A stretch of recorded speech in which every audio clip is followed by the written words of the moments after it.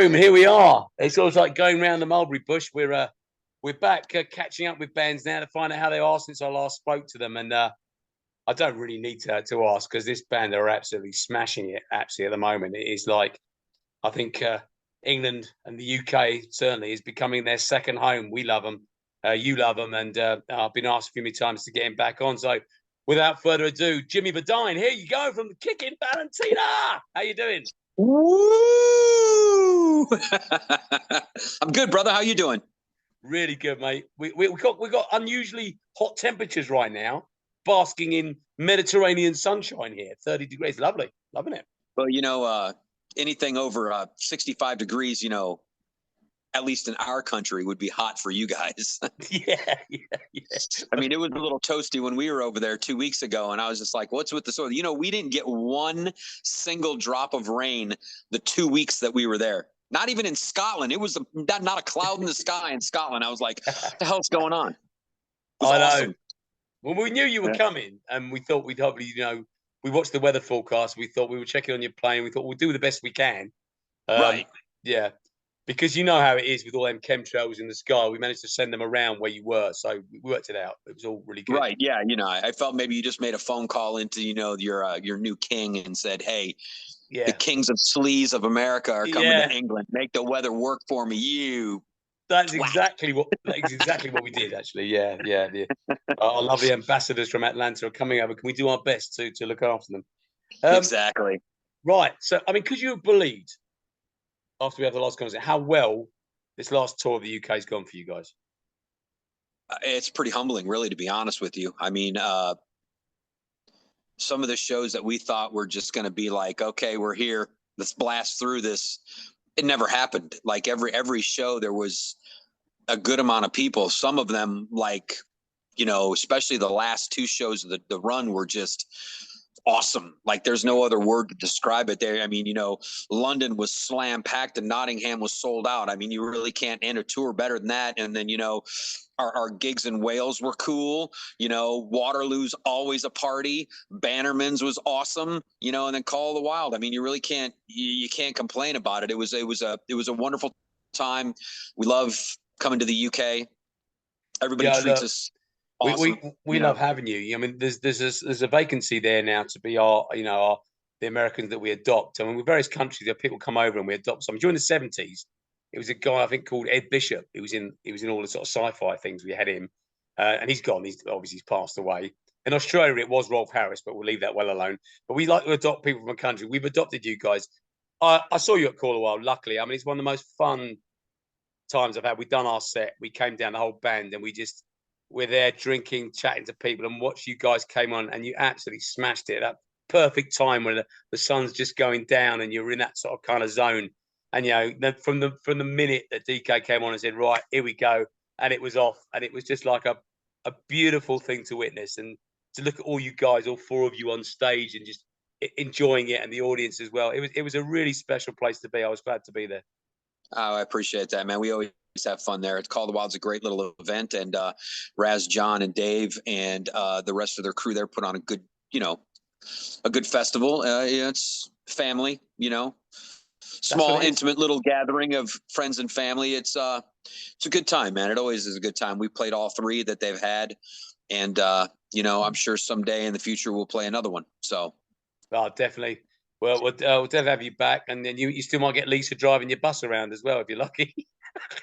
Dude, she was a gem. What an angel. She helped us out so much on this run. Sold our merch for us, drove the van. There's no way we could have done that without her. She really stepped it up for us, and she's screaming at me this morning actually through Messenger how she's still beat up from the tour. I'm like, you need to wake up, girl. You need to get some rest. You know what she did to us? She booked us at a venue that she has the Tap and Tumbler.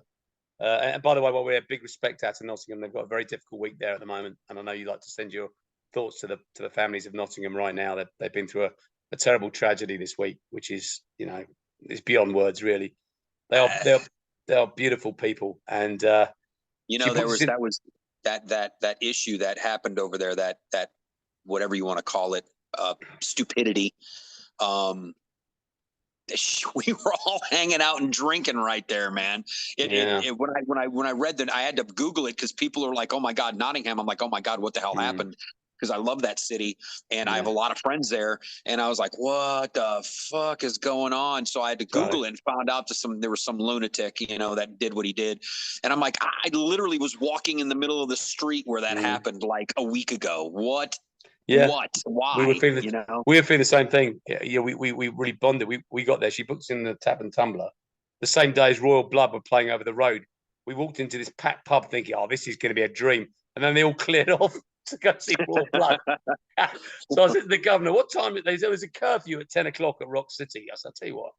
I said, "Can we go on about 45 minutes later?" He went, "Yeah, no problem." So because came back, the second set was like, Cheech and Chong up in smoke. Everyone was stone pissed, seen Royal Blood, happy. And they're going to get an extra hour. So it was a really, but we met some really lovely, lovely people. It was a great place to be. But it was nice to finally catch up with you guys at Cornwall. I wanted to come and see you at the Underworld, but it was one of those things that we've been gigging quite extensively. I had the house to myself. I was in the garden. It was beautiful weather. I had a cocktail. And I thought, it's 2 hours to Camden, or do I sit here and just drink here and relax? I thought, you know what? I'm going to take the night off. I'd love to see you, and I will see you again. I know that, but you was the Tiger Tails, weren't you? That was a great gig, man. Yeah, those dudes were super cool too, man. Yeah. I had started to get to know Ashley a little bit through just tagging the band and promoting the show and stuff like that. But once we got there, man, they were just really cool. Jay was cool. Bass player dude plays with City Kids, Bergie, we know him. Yeah. Everybody in that band was just really nice. It was a great show. The place was packed, tons of energy. I mean, it was just a hot, sweaty night in Camden. It was really fun gig. That's the way they should be. Yeah, I knew it would be. I was thinking, it's quite sweaty. But just for your attention, I sat there on my own. I watched the cup final that was on that day. I sat there and I drank in the garden. I fell asleep in the garden. So I had a really nice time. But if I could have been anywhere else, I'd have been watching you guys. So it was fun. Yeah, so you're going to come back. Obviously, we're going to see you back. You're going to come back. Yeah, we got to. It's going to be next year, probably mid to late next year, probably about a year from now, a year and a half from now, a year and 2 months from now, probably August. I'm not real sure what our plans are. We've really got to get this new record out, man. We still have, it's probably about 70% of the way done, and Wow. We got to get it done. And then we have so many dates here booked through the month of July and August. And September, we're doing a small little stint over in Europe, a couple gigs over there. So we're busy all the way through. I think it's the 17th or 18th or 19th of September. And then we got 2 weeks off, and there's a small little run of shows up in Wisconsin, Minnesota, way north from us. We're going to do those, and then we're done. We're done probably till March. Because I think I was talking to the guys. I think if my math serves me correctly, which, I'm not really that bright of an individual sometimes, but I think when it's all said and done over the last, I would have to say, year and a half, we've probably done 100 shows on this record. So, I mean, but they're good. I mean, you're building each time you come over. You're building more and more people, and the buzz. And I can tell you from what I hear and what I see, and you've got that kind of thing that people want to go and see. I haven't seen this for a band for a band, and it's very well. A band comes over from the States, and everyone wants to go and be there. Wherever you're playing, people want to travel, and they post on Instagram, they post on Facebook. Their pictures. Going to see KB tonight, and you can see the excitement on their face, and you have that. And you deserve it. You've got a great image. My guitarist Dave is a massive fan as well. I mean, we're standing there going, we love the way you come on. We love that black and that the tattoos, and you come on and you play that straight ahead, no compromise rock and roll. I mean, all the songs that just sort of roll off. I mean, Turn Me On, all those sort of songs that come in, and Somebody New is obviously a favorite with me. I told you last time how much I love that song. Anyway, wait till you hear the new shit. Yeah, well, I'm excited. I'm hoping to get my little preview of that when that comes out. Yeah, I you will. to Lisa. I said to Lisa on the way. I said, Debbie, if anyone pulls out of any supports for the boys, let us know. We'll be right there. You guys when you come back. Yeah, the whole you know, building our fan base over in England thing that you had mentioned, how people are excited. Um, I don't know if it's I think it's a combination of a bunch of, you know, contributing factors. You have, you know, obviously we have an image, which that's just us. I wear black every day. You know, we're all tatted up. Yeah, okay, rock and roll. You know, that whole Guns N' Roses, hardcore superstar, you know, faster pussycat, LA Guns kind of bad boy image, if you will. We're all a bunch of old men dads, you know, but it's just who we are. We're not acting, we don't act any different in normal life, you know. I'm always wearing a concert t-shirt. I always got my hair up in a bun or a ponytail, you know, or wear it down behind my hat at work. You know, I'm always talking music. It's our, you know, it's our lifestyle, you know. And you know, also a big contributing factor is that, you know, we really love hanging out with everybody. We love to get to know our fans. We want to hug and kiss, you know, your kids, and fucking hug and kiss your neck and shake hands, kiss babies, if you will, and get to know you. And, you know, it's more of a grassroots kind of thing, to where, you know, it's personal. You know what I'm But you saying? know, Like our I'll music. tell you something that's very funny, and this happened at Call a Wild. I mean, I've been doing a lot of social. I mean, over sort of COVID and stuff, I got to meet a lot of people that I'd never met in real life, just from chatting, like yourself. And you Right. guys are really approachable. And I was talking to DK by the side of the stage, and this girl came over, handed me to him the camera, and said, "Can I have a picture with you, Matt? Can I take a picture?" But she handed DK the camera, and it was so. I said, "Don't you know who that is?" And I've done this, happened to me multiple times. I'm just it like, was so yeah, funny, but man, I'll take a but then when picture. she It's realised, cool. she was so embarrassed. She went, "Oh my god!" And then later she was going, "Oh, how can I tell him? What can I say to him?" And it was just that. Oh, yeah. It was We very don't funny. care. We're you know, it's we just like meeting people. We just like hanging out with people. We're not egotistical Nah, maniacs. We like to get on stage, the four of us. We have a magic that works. you do. We have an energy that works. We write good songs. This next record has some amazing songs on it. It's really just, you know, you hit it all, throw it all in a blender, hit frappe, you get Kickin Valentina, and what you see is what you get. We don't use backing tracks. We don't fake anything. We don't try to like load up on, you know, loops and all these patches and all this stuff that a lot of the Yes. bands do. We just plug in and go. We're a rock and roll band. We're an old school throw and go. What you get is what you get. Rock and Mm. roll, standard tuning. You know, all four guys, we're all singing our parts. We might sound good one day. We might sound like a bunch of screaming cats the next. Fuck it. That happens. You know what I'm saying? We're a rock and roll band, nothing more, nothing less, and we love Yeah, doing it. we love that. Talking about screaming cats, I've got a guy next door who's learning the trumpet, and he's got a dog, and the dog is howling away to his trumpet player. He's playing the trumpet, and the dog is going, "Oh!" It's. Uh, I'm gonna video it in a minute. It is hysterical. nice. I don't know who's in tune most. Now you're doing some gigs in the States. I see you were playing Detroit. Did you play Detroit, or are you playing Detroit? We're going to play Detroit in July. Yeah, it's a Thursday night. We absolutely love this venue. We play. It's like our second home here in the States. We play there twice a year. I have a very close affinity with Detroit. I used to work a lot out there and go out there quite a bit. And I love the Okay. city. And one of the times I went out to see Simple Plan, they were playing there. And I got off the plane, literally just got from the airport, went straight to see it. And I walked in, they were playing Detroit Rock City by Kiss on the big speakers. And like, here I am in Detroit. And then it was just great to be there in that vibe. And then Simple Plan came on, you know, all the fans went mental for them. And it was just at the Philharmonic, I think, was it? But it was just such a great place to be in another country straight off a plane, and you're still jet lag, you're not really with it, and you're just watching all this kind of, it's surreal, like a dream.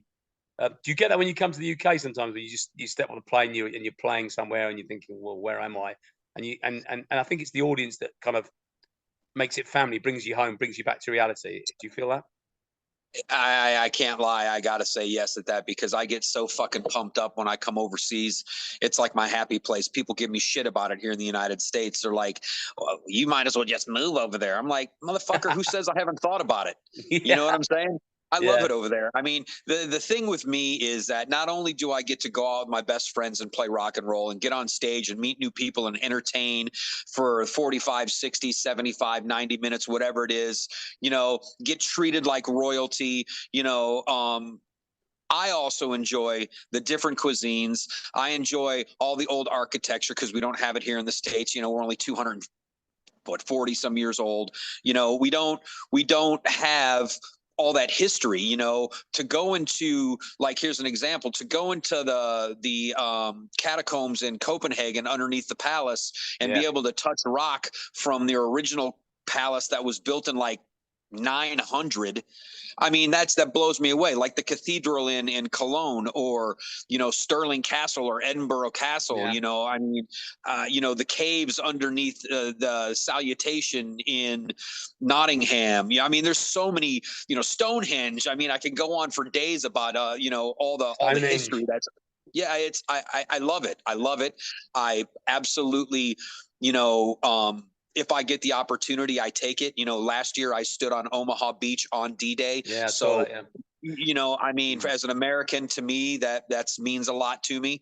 I've seen like Hitler's North Atlantic Wall. I've seen the trenches of World War I. I've seen, I'm going to go to Bastogne eventually. I got a friend in Belgium that takes me to all these places. I underline that, like what I just said. I have a friend in Belgium. I have friends in Belgium and England and Scotland and Wales and Denmark and Sweden and Norway, and I could rattle off all the EU. And it's all because of my band and my music. I wouldn't know these people other than Kickin Valentina. So I'm really blessed in that sense that I get to do more than just play music. I get to see the world.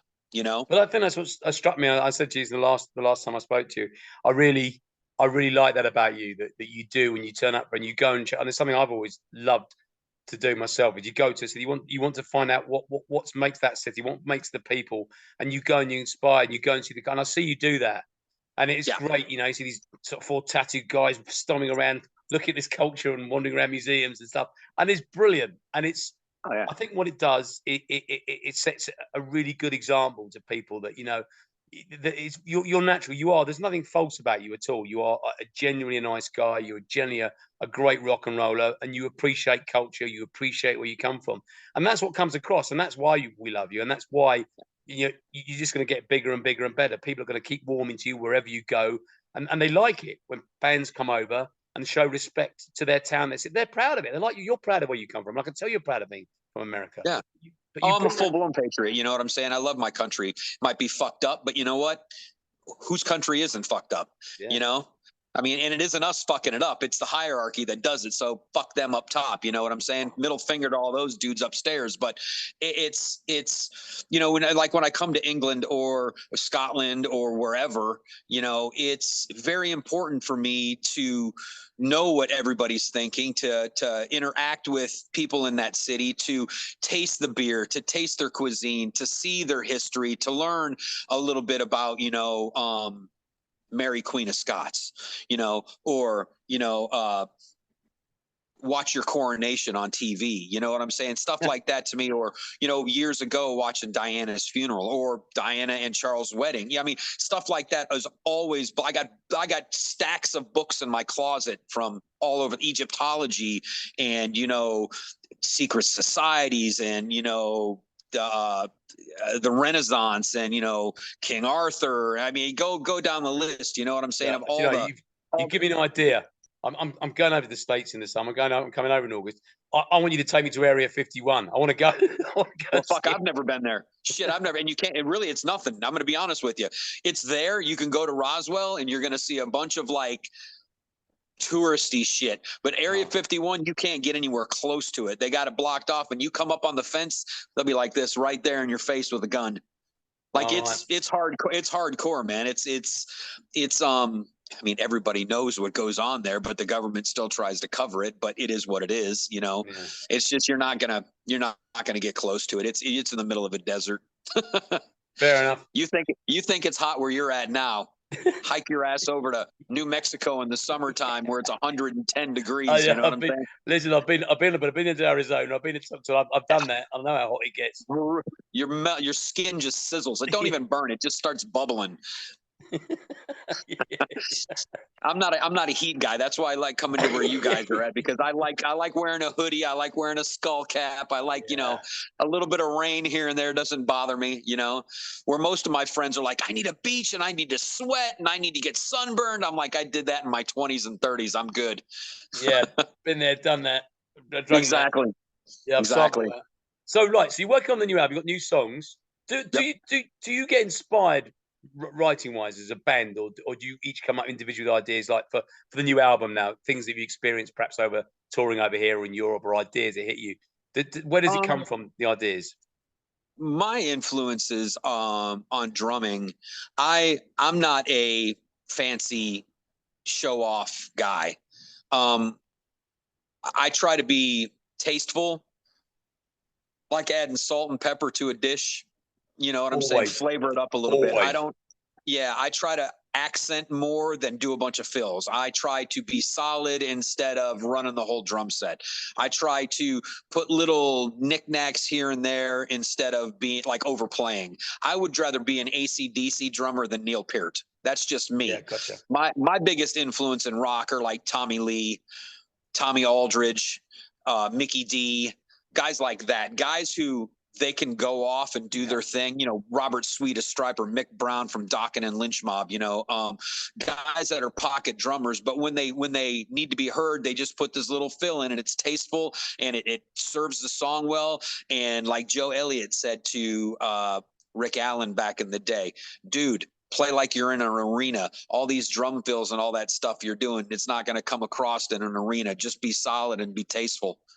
Yeah, and I suppose with one arm, I suppose it's easier for him to do as well. But dude, I think he's a better drummer with one arm. I think he plays better. I think it fits the songs. But don't get me wrong, High and Dry is my record with those guys. Yeah. But Hysteria, dude, that's an iconic album, dude. That record's sick. You know? I mean, it is, but it's the production went in. That's Mutt Lang. I mean, Mutt Lang, he tried to make all his bands. I mean, I think he's a frustrated performer himself. Every band he made Bryan Adams sound like Def Leppard. He made Romeo's Daughters the same kind of sound, which is great. But he didn't make Back in Black sound like anybody else. So that's true. And Highway to Hell before that. But I've been following him for years because he did the Boomtown Rats. He did a song by the Motors called "Dancing the Night Away," which is a track which stuck with me as a young teenager. It was stuck in my head. I loved his production. I mean, and he knew everything. You could tell he knows how to do something and how to layer and how to structure stuff. And it's just, but you guys work hard. I mean, and you're underselling yourself a little bit, and you're giving yourself as a simple rock and roll band. But as I well know, I know how hard I work with my boys. You solidly, you practice, you got it. And as a unit, it comes across. But it takes time to get that, to surround yourself with, 3 other guys that get it like you get it, and that because we've talked about this before. And we're doing July chemistry. July 11th, our 10-year anniversary. So it's not like we just started doing this. Yeah, exactly. And we've all been playing since we were teenagers. So, it's like, it really comes down to chemistry. And if you can get along long enough to do something, you know what I'm saying? It isn't all rainbows and roses, and trust me, we have our moments together, but what we spit out and do on stage, there's a little bit of, it's special sometimes, you know what I'm saying? And I love my guys. I think they're all great players. I think Chris and I sit in a pocket great together. I think he's an amazing bass player. Heber's the riff master, and DK's the ultimate showman. He's my David Lee Roth. You know what I'm saying? So, I mean, I'm a happy guy with my band. I don't know what their comments would be, but it seems like we're all happy. We're all trying. We all have maybe they can put it underneath this video. They can actually say exactly what they think. I mean, we all have one goal. I mean, it's to just continue to grow as a unit. We'll see what happens with this next record. We're very excited about it. I think that there's some very, very good songs on there. And going back to what you say about our influences, it's life experiences. That's what we write about. We just try to write good songs. We try to write something that a guy can bob his head to and a girl can dance to, or everybody can sing along to, or something that gets the audience, pumped up for the show. A lot of sing along anthemy, hey, that kind of stuff. Exactly. DK does a great job of, I love that. Yeah, he gets the crowd going. It's what we're there to do. We're there to entertain. So, and you do it. But incidentally, could you give Chris my regards? I know he's just lost his father, and having lost my mother a couple of years back, I get it. It does affect you. It affects you for a while, but he's got his brothers. He's got his brothers and his family with him, which is. But there's a lot of love from the UK for you guys, and I appreciate that. We love you guys too. I think what's going to happen. I think you're going to be. If this album comes anywhere near as good as I think it's going to be when it does come out, I think you're going to come back on a glory train when you come back to the UK, because word gets around, word spreads, and I read a lot of stuff, and I read what the comments that people make, and I think when you come back, you're going to find yourself possibly having to play bigger venues, because I think word will get round. I hope so. I would love to be able to go into like KK's or do rescue rooms with us as a headliner and just an opener and sell that. It'll happen. Oh, don't you rest. It'll happen. It'll happen after this interview, actually. Yeah, probably so. I mean, I might as well just book a tour next week and we'll go play Rock City, right? Yeah, go and do that. But if you get to Hammersmith Odeon, which is the Apollo, you ever get to play there? Remember, we need the support for that one, because as a kid, I was told I would never play there. So obviously, I've got to play there at least once. Hammersmith Odeon's a good one. Yeah, I wouldn't mind playing Royal Albert Hall either. That's badass. Yeah. Hey, Blackstone Cherries played it and sold it out, man. I would love to play somewhere like that. That's, to me, that it's like playing Madison Square Garden here. Well, not that size, but Madison Square Garden here, or like the Apollo. It's an iconic venue. I mean, there's a lot of amazing places to play in your country. Personally, I think the UK has the best rock scene in the world. I'm not even joking. I think, Europe has held it for a long time, but I think I'm going to have to say, from what I'm seeing, the UK, the amount of shows, the amount of bands, the amount of cities that support rock and roll, the UK is on fire, and there's a lot of good bands out there, man. A lot of good bands, a lot of different styles of music. Shit, we love it over there. I mean, I'm just happy that you guys like our shit. No, that ain't going to change anytime soon. Listen, Jimmy, I'm going to let you go. I could talk to you all day and all night, and I'm coming out to New York. Actually, I'm coming out to New York in at the end of the middle of October and the end of October. And I don't know where I'm going to go. I'll be somewhere across the states. If I'm anywhere near Atlanta or where you are, I'll give you a shout. And if you go to Nashville or anywhere like that, let me know, because Nashville's like a 3.5-hour drive or whatever. If I can get away for a day or two, I'll come up and have a couple cocktails, maybe do some lunch or something. Yeah, well, that'd be nice. Yeah, I'd like that. Yeah. We could do that. Cool. Listen, cool. all the best to your band. You're an amazing band. Thank you. I think Kickin Valentina, it's your time now, and you've worked hard for it. You deserve everything that happens to you, and I love you personally anyway. You know that. So take care, and we'll catch up very soon. All right. Awesome. Thanks, brother. I appreciate you, man. All right. Love the boys. Yeah. Take care. Yeah. Thanks, brother. Ciao. Bye.